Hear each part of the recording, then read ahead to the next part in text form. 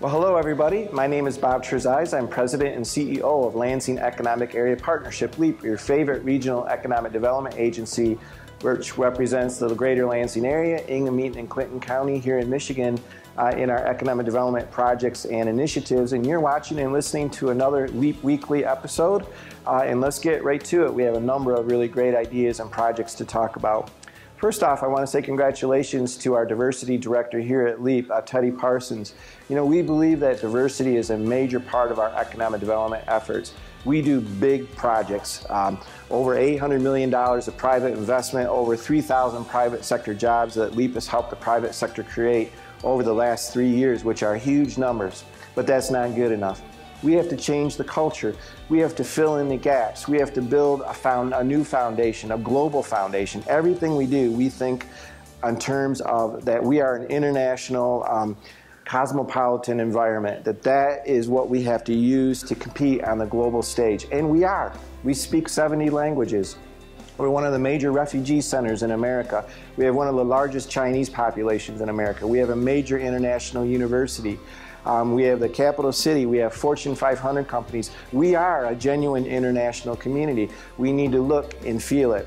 And so we have placemaking initiatives. We have entrepreneurial initiatives, incubator initiatives to change the whole culture. But part of that, and a big part of it, is diversity. We have to really grasp what is another major asset, diversity. We have a history of being a very welcoming and inclusive community. And we need to extrapolate upon that. We need to educate ourselves and our corporations and the world outside our borders that is a major strength of our region. That will help major corporations or small corporations recruit top-notch talent from around the world and from Michigan State University. We have to convince these candidates not just about the job, not just about the pay, not just about the place, but that the place is comfortable, it's safe. And in this world environment, if we're a global competitor, we have to feel welcoming and safe and inclusive. And so our diversity efforts are well underway. We have a huge speaker series. At our first session yesterday, we expected 30. We had 50 folks, most of them CEOs and or HR directors from corporations and communities around the whole area. It was a spectacular start to our whole diversity initiative and series. So congratulations to everyone who participated in that. It's really going to benefit and pay off for our companies and for our community when we're competing on that global stage. It's going to be a really fun weekend this weekend. BluesFest is in downtown Old Town. Thank you to our great friend Terry and Micah who have put this event together. It's free, it's amazing, it's a national type of event right here in downtown Old Town. And so don't worry about the rain, it's going to end. Come out Friday night, come out Saturday, come out Saturday night. But it really, again, puts us on that global stage with that kind of talent that Terry brings to town.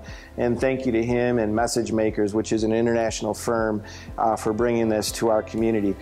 If that's not your cup of tea, go to Beer Fest at the Cooley Law School Stadium, downtown Lansing, home of the Lansing Lugnuts. From 6 to 10 o'clock on Saturday night is Beer Fest. Have a lot of fun there. If that's not your cup of tea or you're wanting something more to do, of course, don't forget the Michigan State University football game against Air Force at noon on Saturday. How about all those three events making us a big-time global venue for people to have fun in? I want to say congratulations, as usual, to President Luana Simon at Michigan State University and her whole team for the MSU Capital campaign.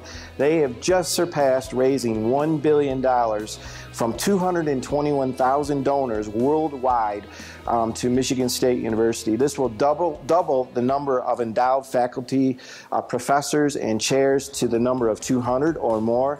It adds hundreds of new scholarships and does so much more for Michigan State University. We're very proud of that. A couple additional Michigan State University notes that are fun.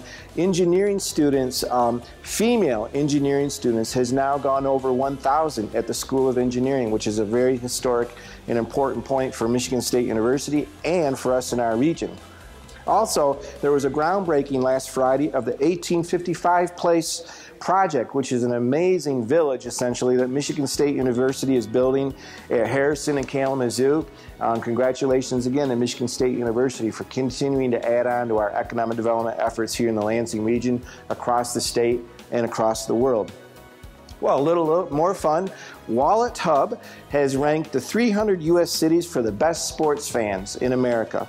And guess who finished number 3 in all of America? That's correct, East Lansing. We finished just behind Boston and Denver for having the best sports fans in America. They looked at football, basketball, baseball, hockey, and soccer, and they weighted those 5 sports and fan participation. And lo and behold, it turns out that other than Boston and Denver, that we have the number 3 best fans in all of America. In case you're wondering, Ann Arbor number 8 in the country, and Detroit number 11. We were the only state to have 3 cities in that top type of category.